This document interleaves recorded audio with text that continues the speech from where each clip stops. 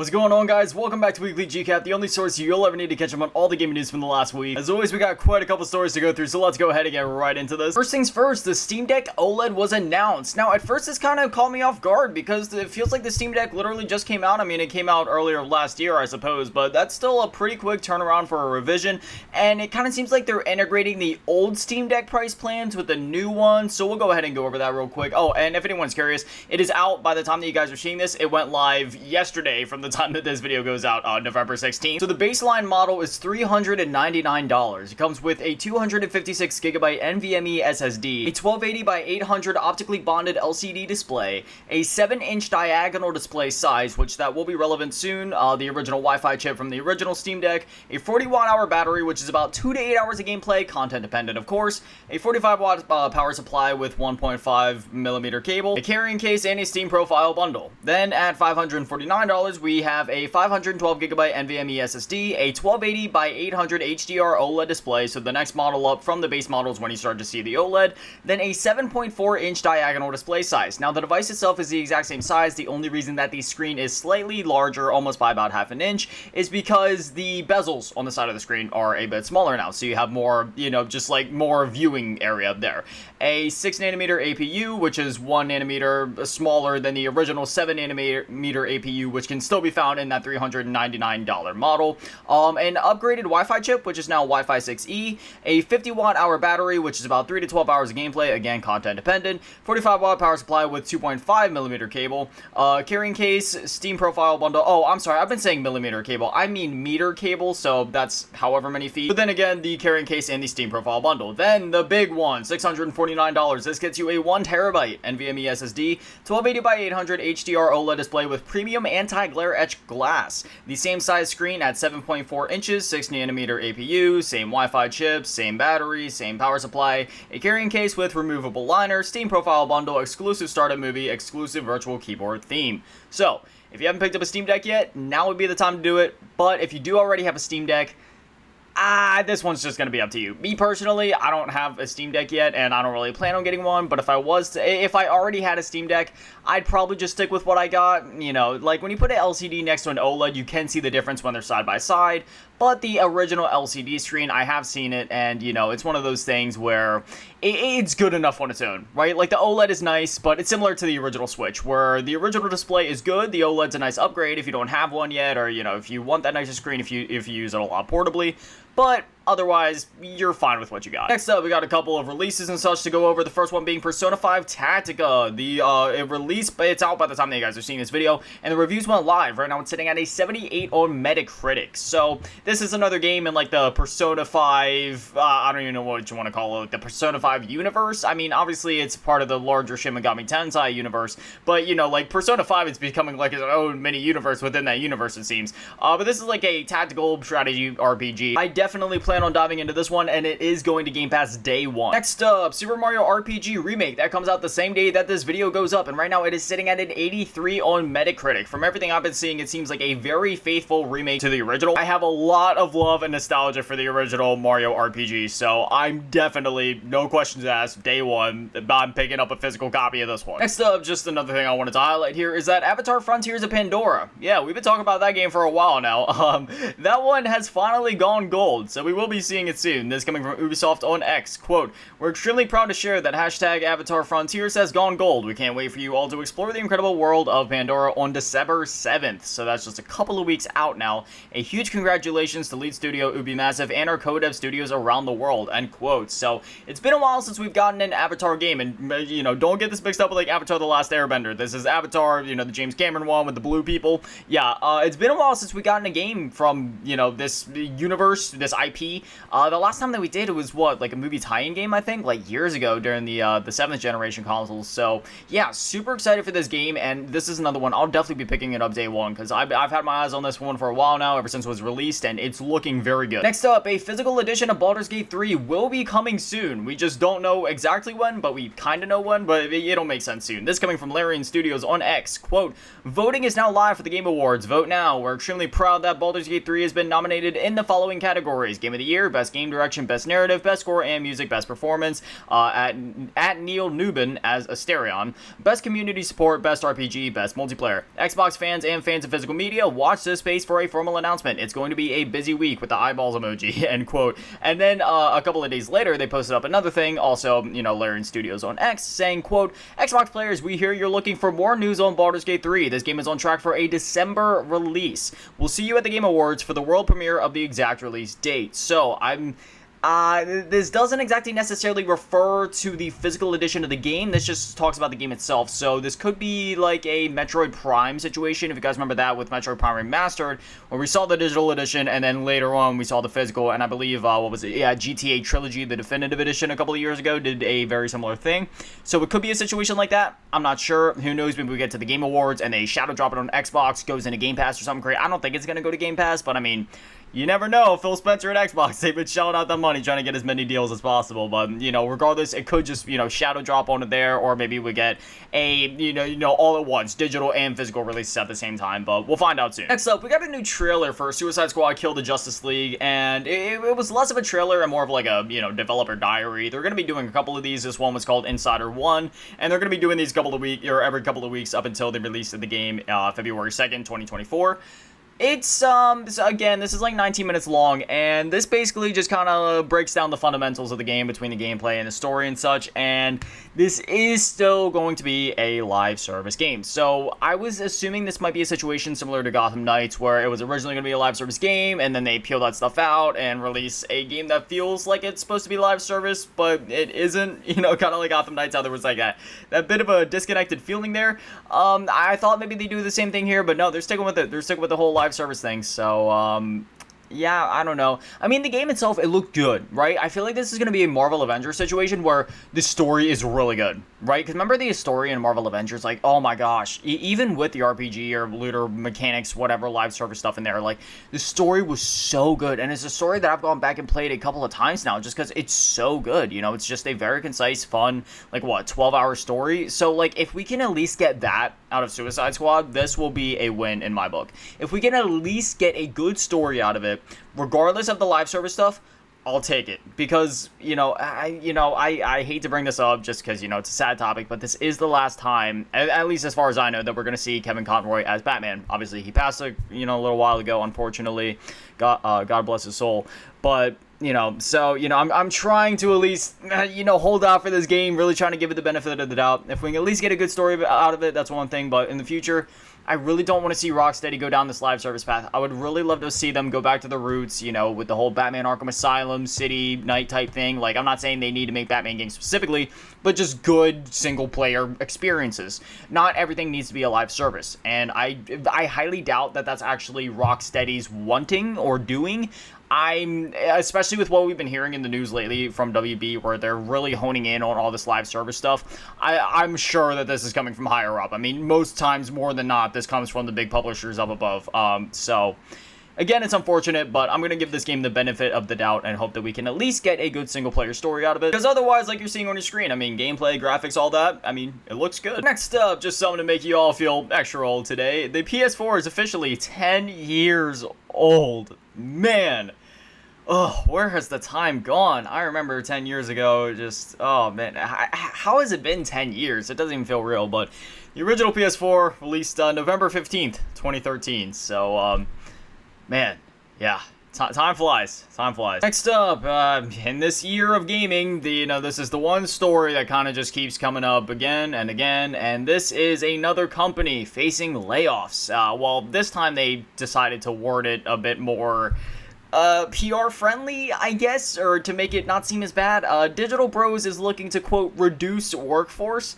This coming from a statement that Digital Bros put out. These are the guys that back games like Ghost Runner and Control, by the way, so they don't necessarily develop them, but they're like, like one of the people that backs them, sort of. I don't know, financial, fiscal, whatever, company stuff. Anyway, quote, Digital Bros Group, video games company listed on the Euronext Star Millen and part of the FTSE, Italia Small Cap Index, and Euronext Tech Leaders, announces an organizational review across its development studios and publishing units. The video game market has evolved since the pandemic to be more selective in terms of new games, with consumers increasingly reverting to well-established intellectual properties and playing these same games for longer periods. Digital Bro's strategy has had to adapt to this new and evolving competitive scenario and will focus its efforts moving forward on the release of sequels and new versions of previously successful and established games with a limited number of new, larger budget productions. In order to prioritize high quality and long-standing successful titles, Digital Bros has reconsidered the number of projects under development and, as such, will review the organization structure accordingly to align with the evolving competitive environment in the medium to long term to ensure maximum operational efficiency. The restructuring program is expected to represent a reduction of approximately 30% of the global workforce. Yeah, 30%, 1/3, with the predominant portion concentrated within the studios. Digital Bros management believes that this program will not impact the expected profit and loss statement for fiscal year 2023 to 2024, with no significant effect of the restructuring costs on the annual projected results due to the savings resulting from reduced payroll costs. Gosh, I keep starting over my words. There's so much PR jargon and BS in here. Anyway, yeah, they're cutting like 1/3 of their workforce just to, like, you know, save on costs and such. You know, it's just so, you have less people working for you, that's less people that you got to pay. But the other thing that they were talking about throughout there, which you may or may not have been catching on to, is the fact that they're going to be focusing on less new IPs and focusing on longer live service projects and sequels. Like, man, you can't make this stuff up. But it's like, for the gaming industry, it's always like one step forward, one step back. I can't even say 2 steps back. It's always one step forward, one step back. You hear about one company doing one great thing, and then another company just falling down the stairs. Next up, I got the November Xbox Game Pass games for you guys. Well, we already kind of talked about the November Xbox Game Pass games, but these are more or less like, I guess, the second wave of Game Pass games. First up, Persona 5 Tactica coming November 17th, same day that you guys are seeing this. Dune Spice Wars coming November 28th, and also November 28th will be Roller Drome. I highly recommend Roller Drome. If you have not played it yet, please, it's going to be on Game Pass.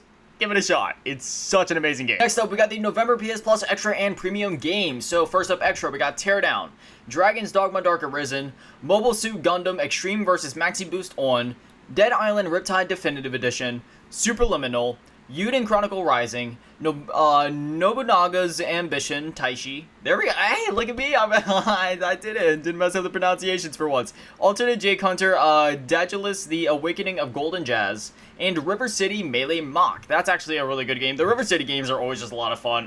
Some of the other fun River City games that I can recommend for those of you out there that, you know, if you haven't played it before, is the ones on the 3DS. Literally any of them. Those are a lot of fun. But anyway, going back to the PS Plus thing, the premium games. It's actually a really good lineup this month. We got Grandia, an amazing JRPG. Jetmoto, Up.